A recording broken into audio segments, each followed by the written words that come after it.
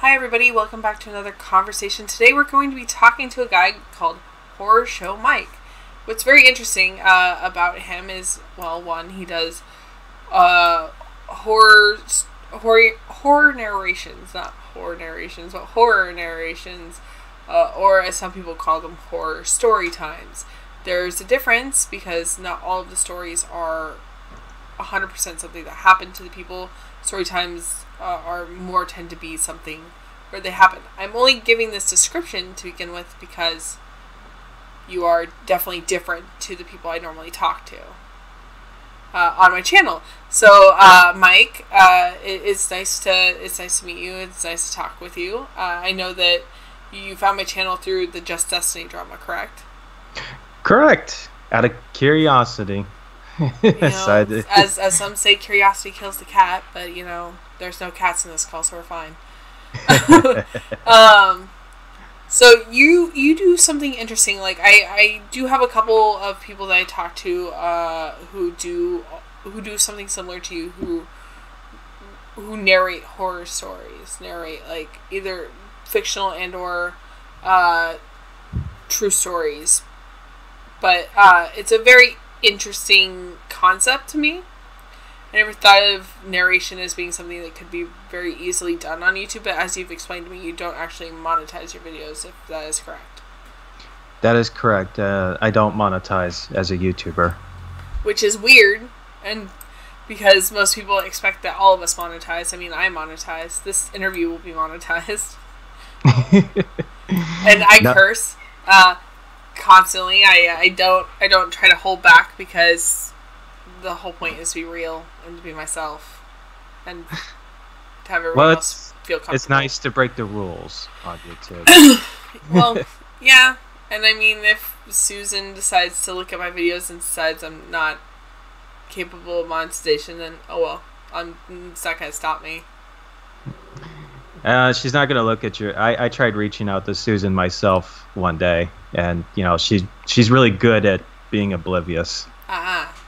So I don't have enough subs for her to pay attention to me just yet.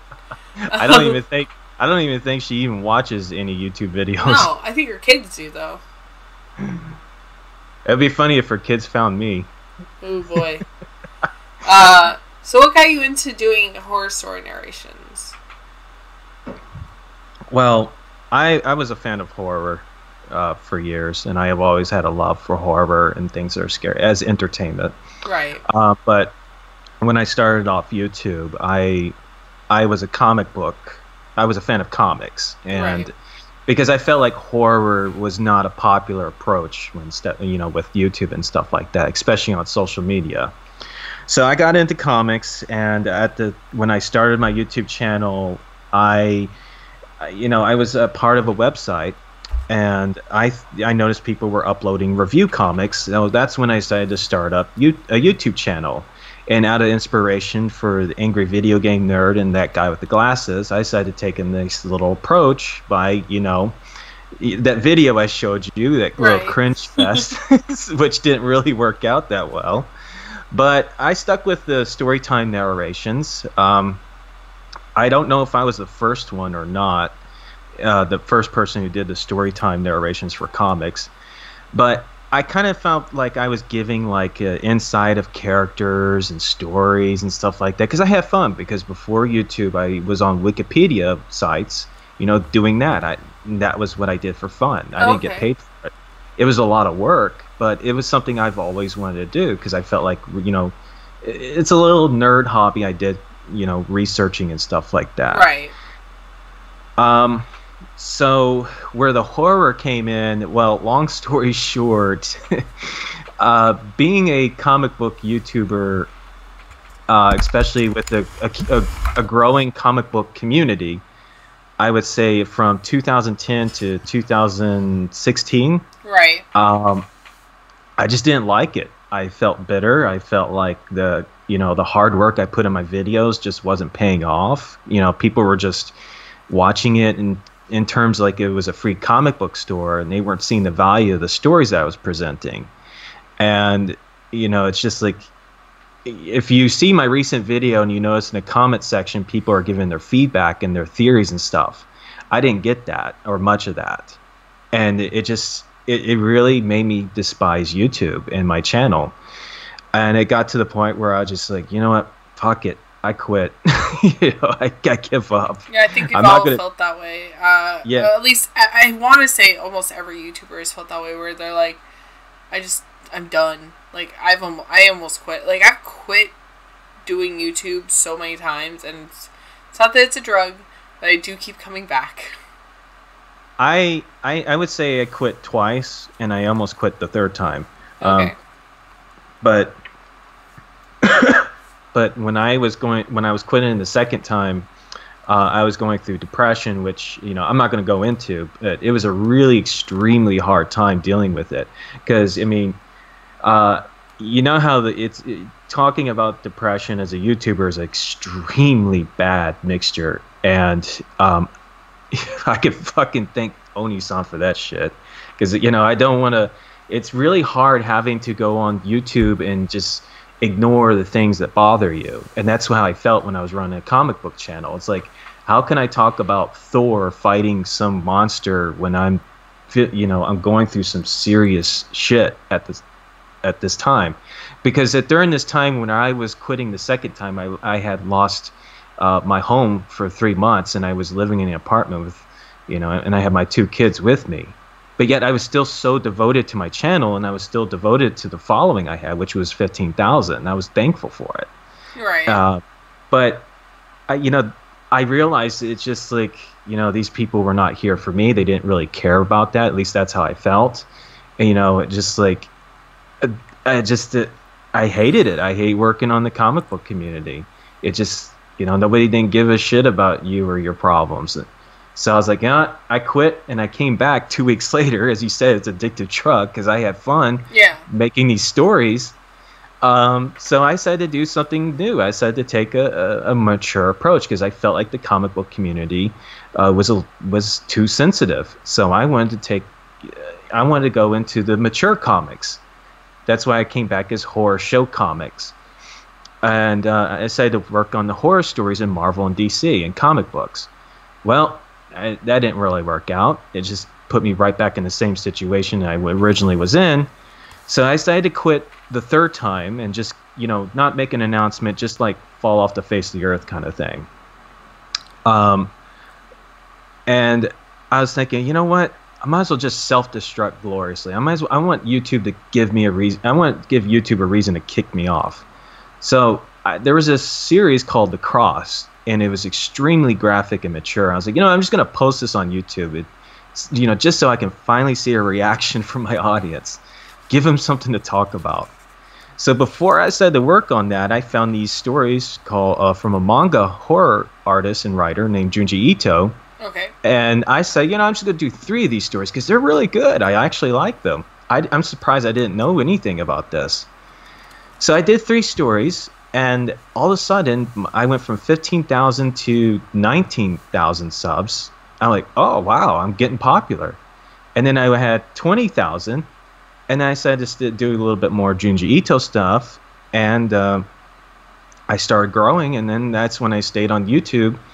Eventually, I changed my name to Horror Show Mickey. And I think as I started off doing that, I've read EC Comics, the original 40s, right. And the narration, if you see the narration, how the Crypt Keeper and the Vault Keeper, in the comics, how they present the stories, and if you go on my videos and see how I present these stories, you'll see a lot of similarities, and that's where a great deal of influence come from. And I was like, well, nobody has actually taken a Tales from the Crypt approach in the horror community. Well, that's because most people in the horror community are a lot younger than you are. Yeah, creepypastas, top 10s. Yep. You have the horror ones they do the research analysis kind of things. I mean, that's pretty much what it is. I'm not a fan of horror on YouTube. There's some pretty good stories out there in terms of creepypastas, but when I started off doing horror and I decided to take a good look into the horror community, it's just like it's just the way YouTube is. It's like expects you to make 2 or 3 videos a week, I guess. And it's kind of like finding a good horror story is like finding a needle in a haystack. And it's just like, I was like, that's not what I want to do. I want to make every episode as best as I possibly can, but I also want to take my time with it as well. So, you know, people love Tales from the Crypt. They love that old style. So I want to bring that back, but expand into something different in different territories like manga or Japanese horror. And nobody's ever done this except me so far. So as of right now, for this year, I'm kind of branching out between EC comics and horror stories from comics and even mangas, but I don't want to affiliate myself in the same lines as creepypastas or things like that, or, you know, your common successful horror YouTubers. Okay.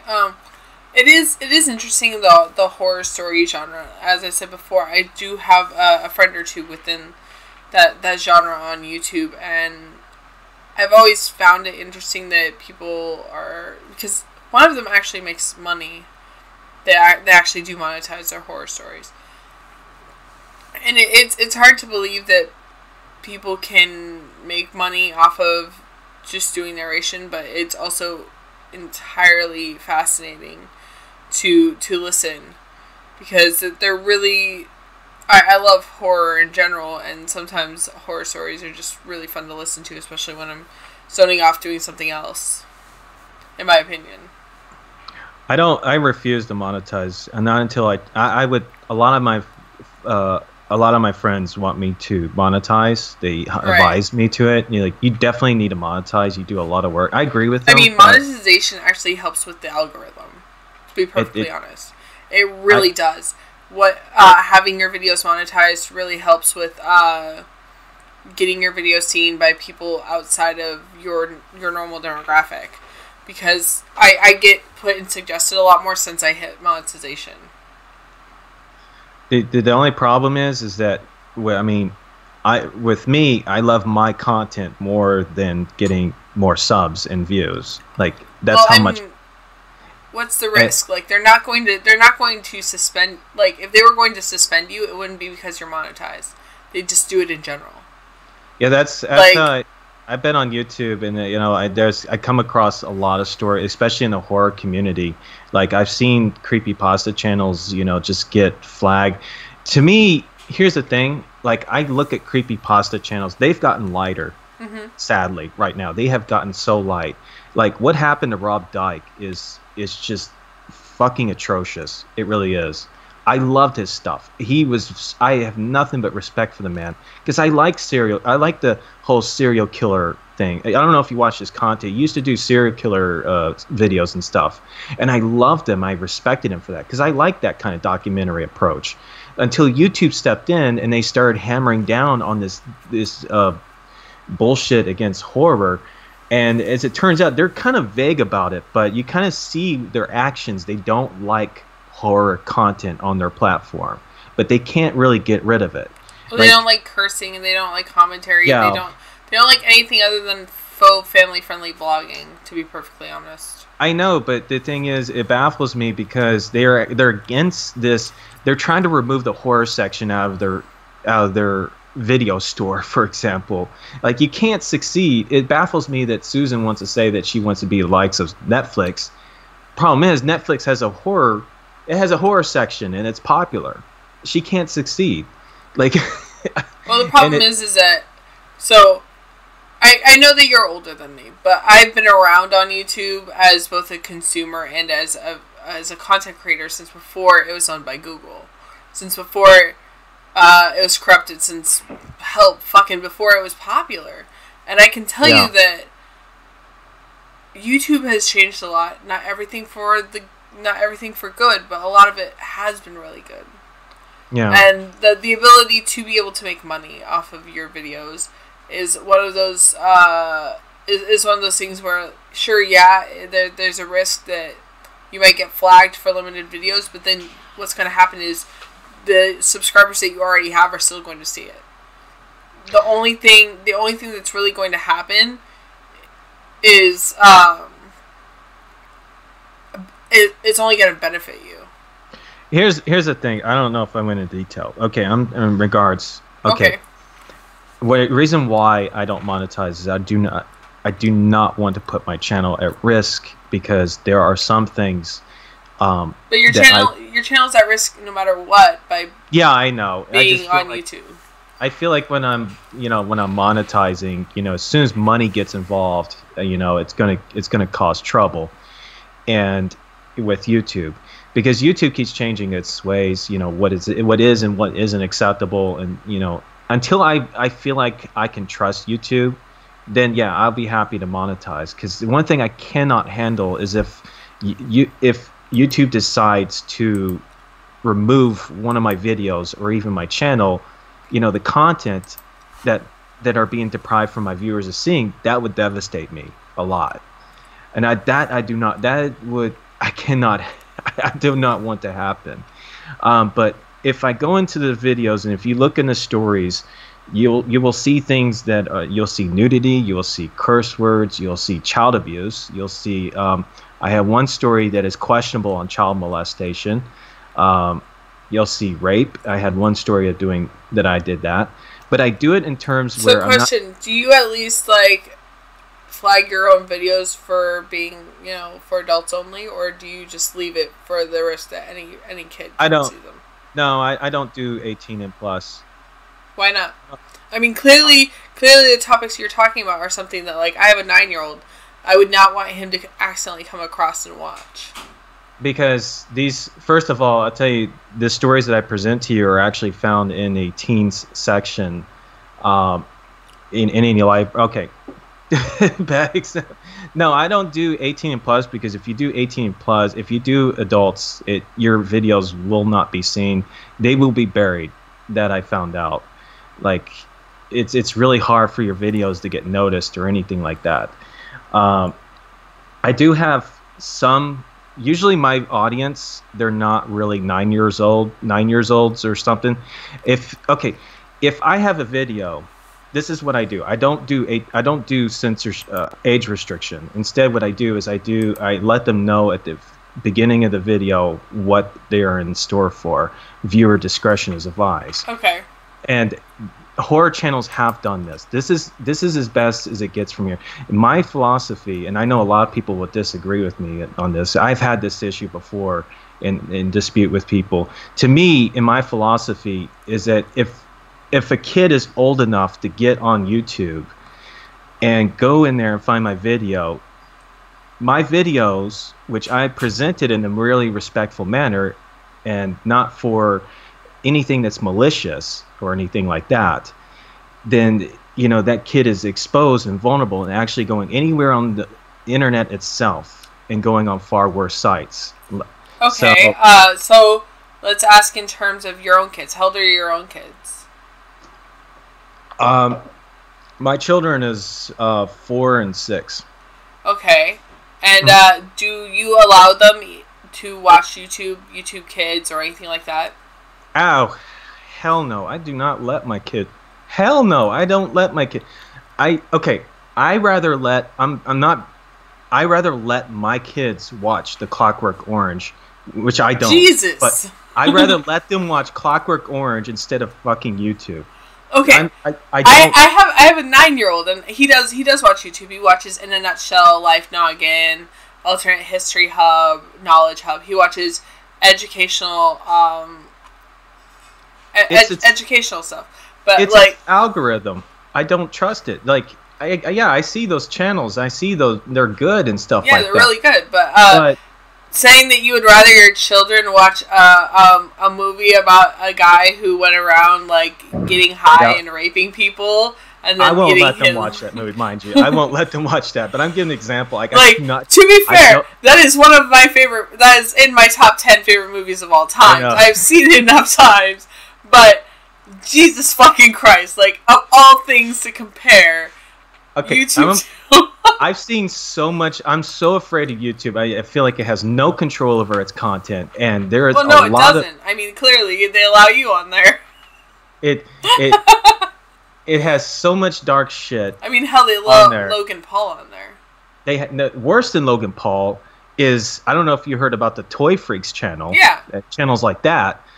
I've used to let my kids watch YouTube until I come across some of the crap they watch. I'm like, it's weird, it's bizarre, it doesn't make sense, and then some of it is just downright creepy. See, I'm like a hawk when it comes to what my kid watches on YouTube, so I know every video he's watched, every video he's liked, everything. Like, and I don't let it ruin my own recommended, so I have a secondary channel that I let him watch all of the videos on, and I have history on, and I'm watching him watching it, so I know exactly what he's watching at all times. Yeah, I don't really I don't really do that. It's like sometimes I'll let them watch if I trust the site or I trust the video. Would you let you're saying that you're okay with other people's children watching your content? Would you let your own children watch your content? If they're old enough, they're on the internet, and yes, if they can find my channel, yes, because however, I have to supervise them. So, see, I told my son he's not allowed to watch my channel until he's 18, and that has nothing to do with the fact that, like, of the content I present, it is the people that I talk to, it is the topics I sometimes talk about, and it's not that I'm like, oh, I'm trying to be an overprotective mother. It's more that there are certain things that, as a parent, parents should be watching what their kids watch on YouTube no matter what. I don't care if your kid's 13 and has access to YouTube. You should be vigilant when it comes to seeing what they watch, because in the end, they're fucking kids. Parents are fucking kids. Like, you have children. You should be responsible for them. But as content creators, we need to, do things like put those stipulations and warnings in the front of YouTube videos, in the front of commentary videos saying, hey, don't attack people. Or in the middle, at the beginning of horror story shows saying, hey, this is what you're getting into. But if it's bad, like if I feel like it's bad, at the beginning of a video, if it's sensitive in any form or way, I will give a trigger warning. And that's as far as it goes. Trigger warnings. Yeah. Sorry. Just the terminology. Yeah, I have to. Like, I have to be respectful to my viewers, because some of the videos I do feel like it's, some people they just can't handle it. I do have stories that some people can't handle. Question: do you think it is appropriate to be posting videos that have to do with rape and child molestation on YouTube? Like, in general. Like, even if they're stories, even if they're fictional or non-fictional, do you think that it is appropriate for those types of things to be posted? It depends on the reasons. Well, if it's a victim coming out explaining their story, sure, I can see why that would be okay. But if it is a fictional story of somebody being raped and or a child being molested. The only rape story I did was when I was a comic book channel, and it was called. That was like years ago, and it's just like obvious. And obviously, I made a huge trigger warning them exactly what is going to be in this video in details, because I don't like working. I can't if I feel like it's going to backlash against me, like it's going to upset people, then I won't do it. But if I feel like if it's done right and it's not done with sloppy and it's actually presented as part of the story, like as you said, when they did the Clockwork Orange movie, I felt like it was done right, and that had it in there. It was in there, but it was also a movie from the 1960s and a story that was written in it was also written in the 1960s, and something like that could never. Creepypastas have this issue where they actually used to have stories like that and mature stories. And yes, even kids, there were even kids who were exposed. Like I remember listening to this creepypasta story about a cam girl being stalked, where it goes into sexual graphic detail. But the one that really bothered me, that I think it was far worse than what I did, and this is actually common, was a story I listened to, and it was about a guy who locked his family into a room, his wife and 2 children, who were about the same ages as my son. And as a father, this bothered me. And to me, I didn't feel rage when I heard this story, because it just ended with the wife just going malicious on the children, cannibalism and stuff. It was sloppy. It was horrible. And I mean, it had its following and fandom, but it also had its backlash because it was unnecessary. It was disgusting. And so YouTube, the thing is, if you're going to present a story with that much sensitivity, I do it in a way that I have to be respectful to my viewers and let them know what's ahead. And once it's presented, it's done right to where they don't feel disgusted. It's just part of the story. So that's how, when I go, it's very rare that I come across stories like that. And it's very hard for me to do that stories like that. But I also do it just for the reasons, because it's a good story. I feel like it has more value. The one story that I did, I felt like was the most sensitive, that I felt like had the most backlash, but also was the most popular, and the most value of my channel was called The Bully, where it had a girl who ended up abusing this kid. And I did not want to do that story. I did not want to do it.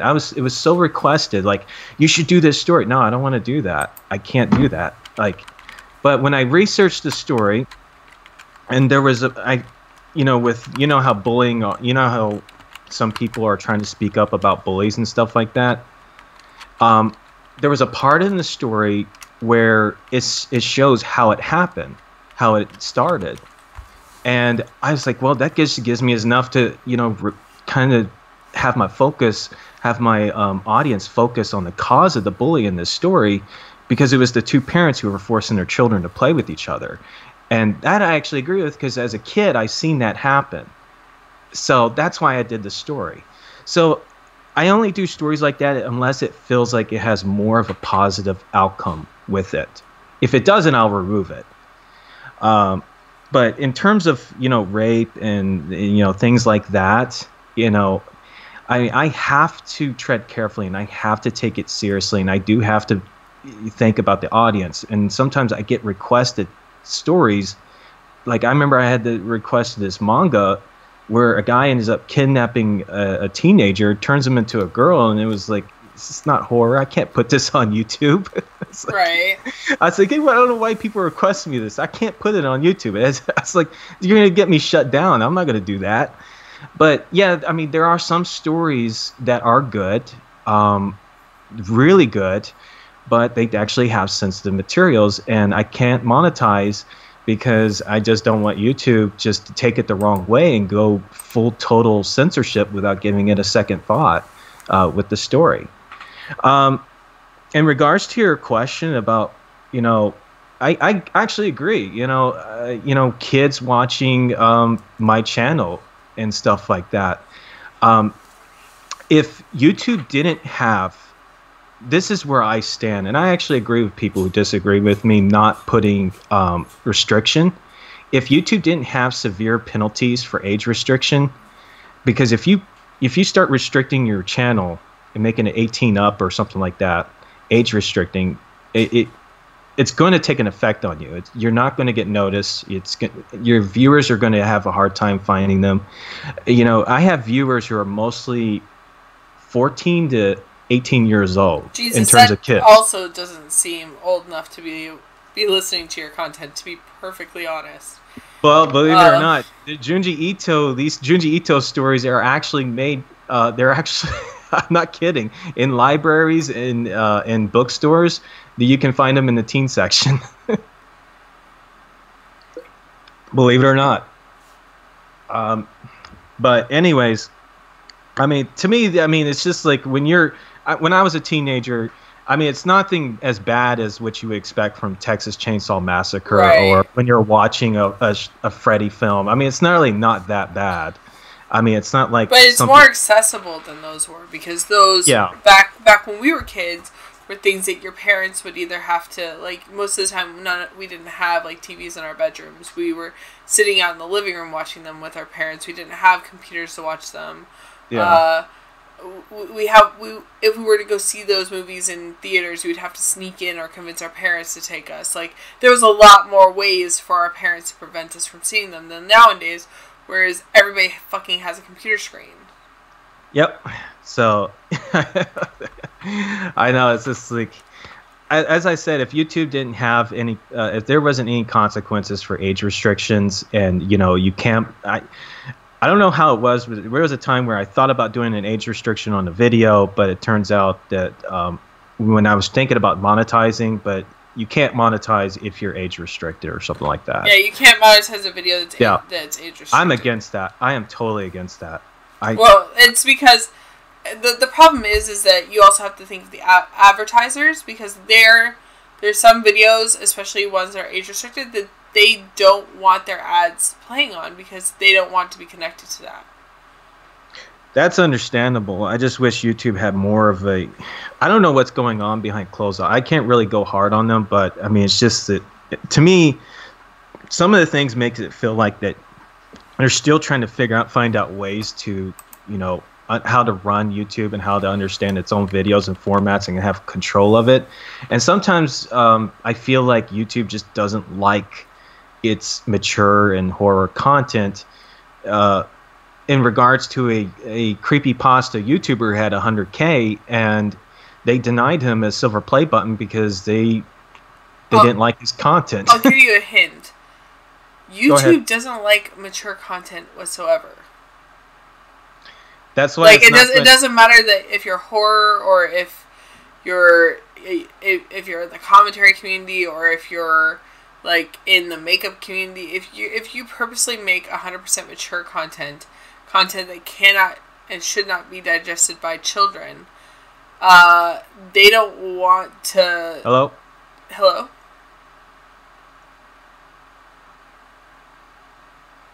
Sorry guys, technical difficulties with Skype. Do you hear me? Yes, I can. Oh, okay. So what I was saying is that YouTube wants family friendly because they want to be able to have children watch the videos. Because everybody, like, ads nowadays are geared towards children for a reason. More so than they were back when, again, when you and I were younger. Because when you and I were younger, we were watching with our parents. Whereas now, most kids are watching stuff alone.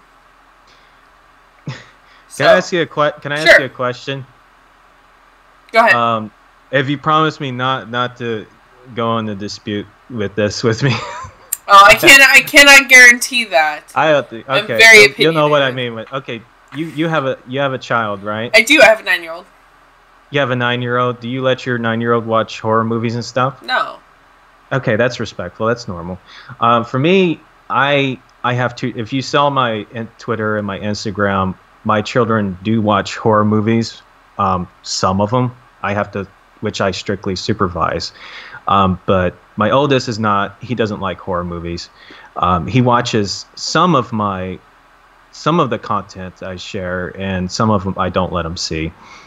But my youngest, he's more of the horror fan, and he's the one that watches like the Jason, Freddy, and stuff like that. And for me and my beliefs in regards to that, in terms of kids and horror films, is that I've went through this argument several times because I had family that are strictly religious and they're against that, but until then they realize horror movies doesn't have any effect on the children. Well, it does. It has horror movies do have psychological effects on children, which you won't be able to see currently. And this is coming from somebody who watched horror movies as a child. So I can tell you that there are psychological effects, and there are some horror movies, especially the older ones. The newer ones are much more tame than they used to be, but a lot of the older ones can cause somewhat irreparable damage against the trust of people, against the trust of family, against the trust of animals and creatures, and to a point that could be a detriment, but you won't see it now because of their age. You'll see it more when they're between the ages of 14 to like 22 is when you'll start to see like the manifestation of the issues from the things you let them watch as a kid. It's a psychological problem, and I hope your kids don't go through that issue, but again, I did. And I was allowed to watch all those movies when I was a kid. Like when they grow up, they're going to be afraid of people and animals? It could be that, or it could be the other way, and they could be more down to be like a Freddy or a Jason, and they might be more interested in the idea of torture and killing, which is also the other end of the worry. I was not on that end. I was on the fear end. I was fear, but I have known it. There's somebody who I grew up, and I grew up with this person, like, legit. Like, grew up with this person, and they're in jail now for killing people. And we watch those kinds of movies together. So it's definitely a spectrum, and it depends on what movies you have them watch. Do I personally think it's appropriate? No. Can I tell you to stop? I can suggest it, but again, you're their parent, and it's up to you to make those types of decisions. And it's not for religious reasons, because I'm an atheist. No, no, it's not. I'm not just saying. I'm just saying what I deal with. I've had this plenty of times. You know, all I know is that for me, my sister, and my entire siblings, when we grew up. Are you there? Yes, I'm here. Oh, there you are. When we grew up, I have me, my twin sister.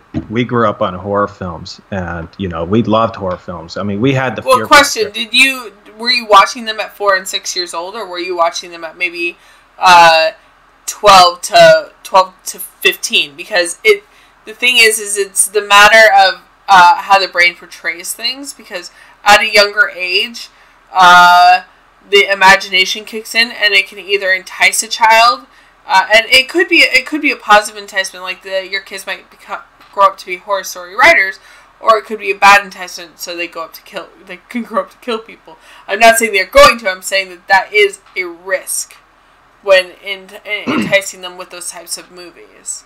That's why they're rated R. That's why they're restricted for 17+. That's why they're suggested for children not to watch them. That's why we have a rating system. It's to protect the children. I have the mentality. You know, when I remember I was a kid, you know, I watched Jason. I was 4 when I watched it. It was the 4th one where Carrie Federman was a kid and he was killing Jason. And my dad was on pot at the time, and he would put in whatever. I mean, I remember I watched Clockwork Orange when I was that age, but you know, that really didn't have any effect on me. I thought the movie was boring as hell. I didn't understand anything that was going on in that film. But you know, I remember watching it, and I remember when I grew up, and I was like, why the hell would you let me watch that? But you know, it just didn't really. You know, it didn't really. When I grew up, there was nothing in my brain chemistry that made me want to go out and rape women. Well, no, I'm not. I'm saying that it. But you did grow up and realize that it was kind of fucked that your parents let you watch it, and then you're like, well, hey, that was them. I mean, if I grew up and yes, but you also are now doing the same thing to your kids. You're like, hey, why did my dad let me watch this? And now you're going, hey, kids. Here's this movie that I watched when I was your age. It's kind of a cycle. No, I was fascinated by it. I was fascinated by Jason. Like, I was fascinated by horror as much as I was fascinated by superheroes. Well, that's fair. There were some kids who love scary stuff. Here's the thing: like, I don't let my kids watch anything that would scare them or that make them feel uncomfortable. I won't let them do that. But if they have a fascination towards something that is similar to that of a superhero, I mean, you see superheroes, you know, it looks child friendly, but you're seeing Spider-Man going out and beating the crap out of people. Yeah, but he doesn't kill people. No, but they have killed people in in comic books, yes. They attempt to. They have Joker killing people. Yes. Similar to that of a horror movie monster. And even people, those are slightly different, though. Like, but isn't the guy who did the shut out the theater said he was the Joker? Well, yeah, and again. Or what about the people who go out and dress up as superheroes and try to fight crime, but putting their own lives in danger? Exactly. Those people have mental illnesses, to be perfectly honest. But people who go and dress up as superheroes thinking they have superpowers and go fight crime and get themselves put in jeopardy. The person who put himself in a movie theater, shooting up a movie theater, calling himself the Joker, the problem is mental illness. So it's the individual, and I always think that to me... But you can't tell mental illness in small children. It's not until they get older, which is why most children cannot be diagnosed until they're about the age of 12. Because to me, the way I experience it, everybody's different. I know there are stories out there, like there's stories of where I've seen kids grow up and they start saying, there was an incident where a girl ended up killing because she wanted to be like Chucky. I heard stories there was a bunch of girls who decided to try and kill one of their classmates.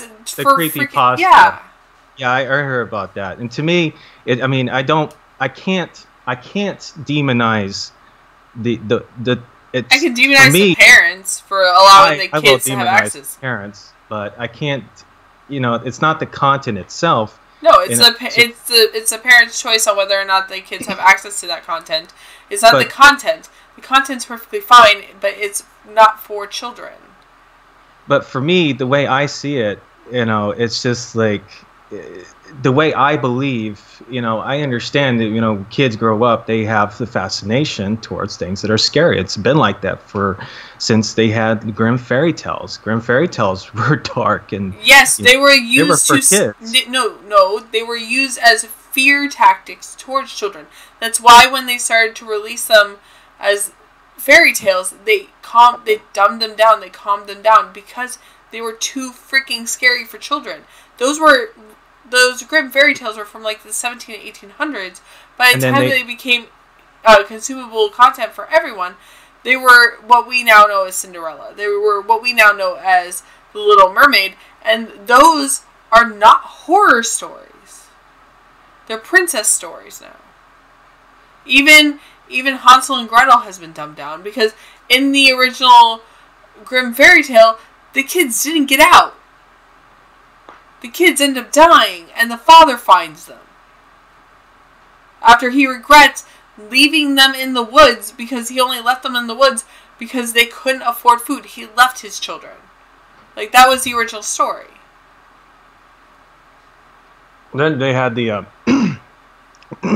sorry about that. No, it's fine. The 1940s EC Comics that was popular. And before... I would say 1950s when they established the CCA, where a German psychologist came in and demonized youth juvenile, which ended up corrupting the entire horror community and with EC Comics. But at the time, a lot of children were exposed to those comics. There was no solid connection between the comics and the violent behavior at all. And it wasn't just the horror. They also went after other things like films. You also have to understand that's the 1940s and 50s, and it's now 2019. Like, now we can understand and see, like, we can look into the past and see, like, dude, can you not realize the amount of serial killers that came out in the 80s and 90s, the amount of people that ended up getting killed, the fact that we have school shootings now, and you're not going to take any correlation between irresponsible parenting and letting children have access to inappropriate things at too young of ages as has to do with any of that?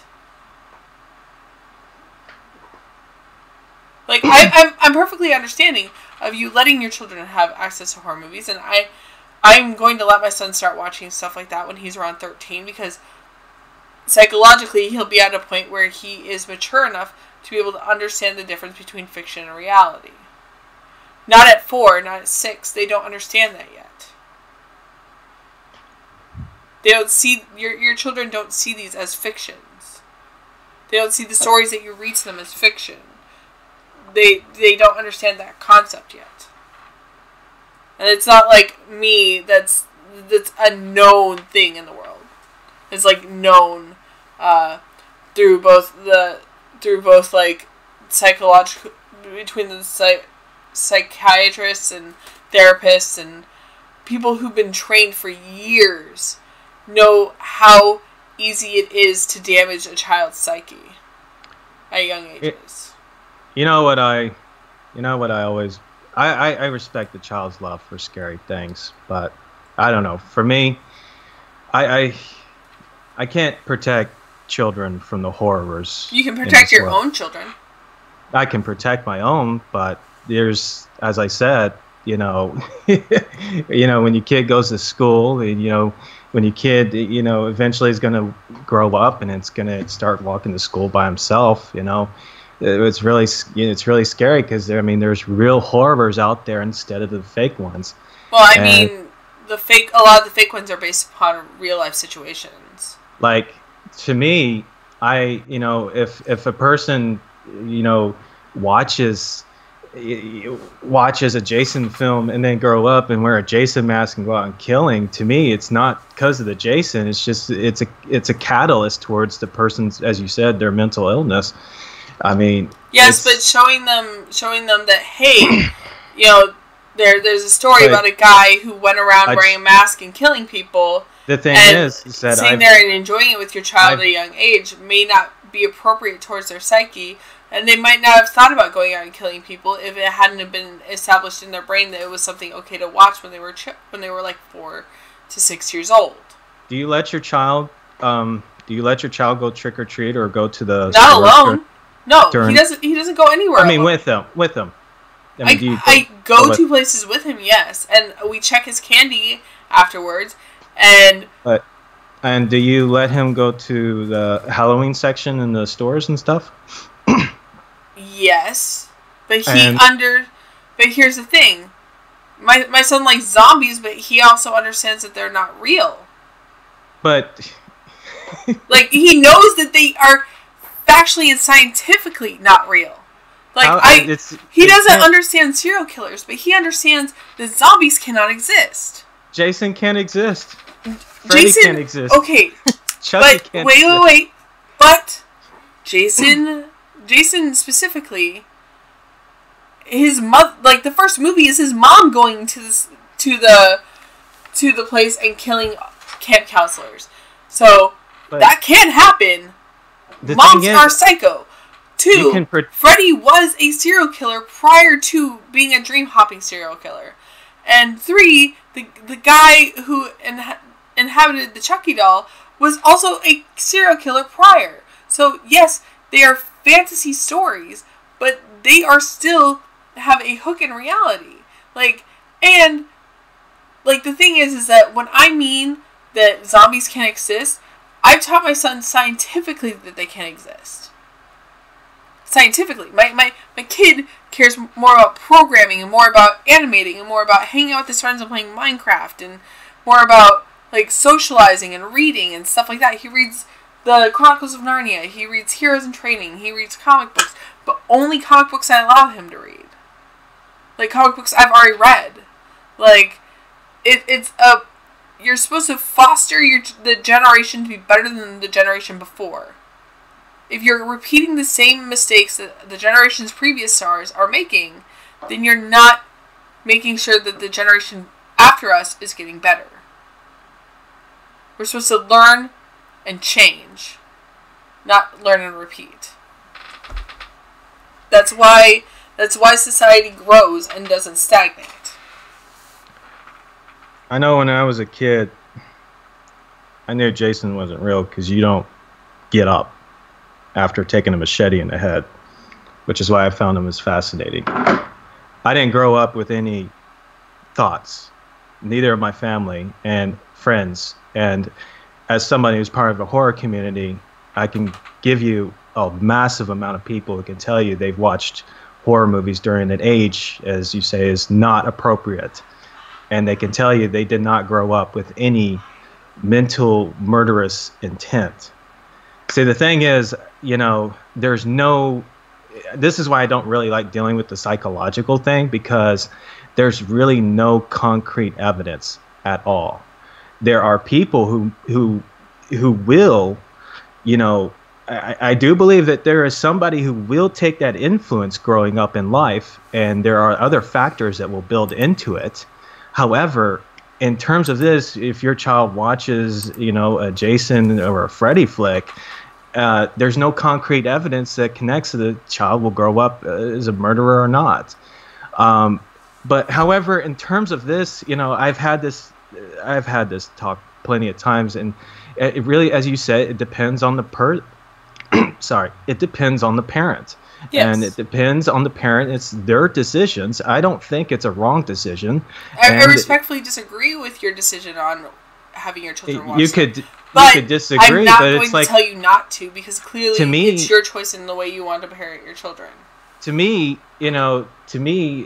it's like, some people would disagree with my kids eating candy, for example. Yes. I mean, when it comes to parenting, we disagree with how we do things. But for me, I know for a fact, and I know my children, and I do have censorship. I don't let them watch some things, and I do let them watch some things. I do supervise. But however, I also understand that there are some kids who love the things that are scary.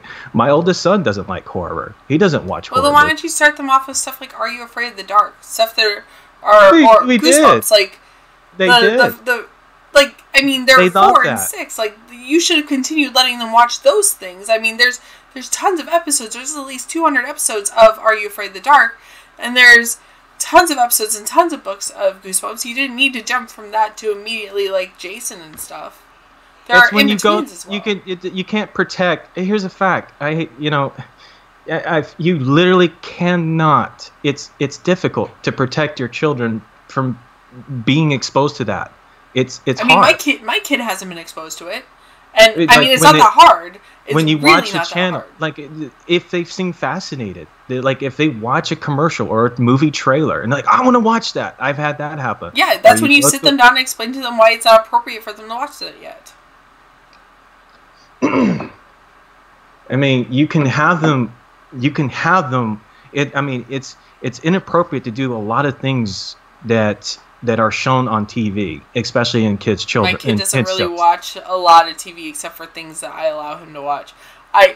The thing is that I've learned that trusting society, trusting especially television. Like, I grew up watching stuff like Ren and Stimpy, and I would never let my kid watch that because I understand why it's inappropriate.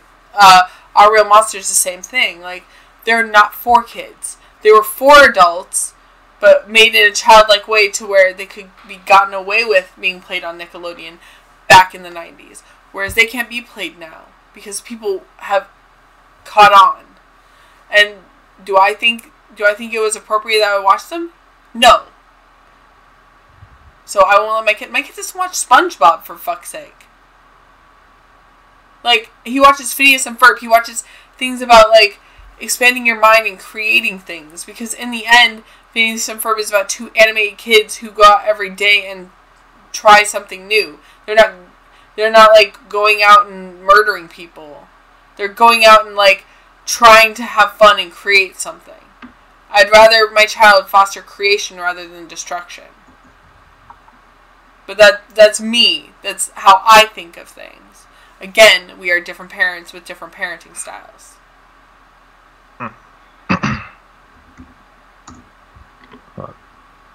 Sorry. It's okay. And check up some.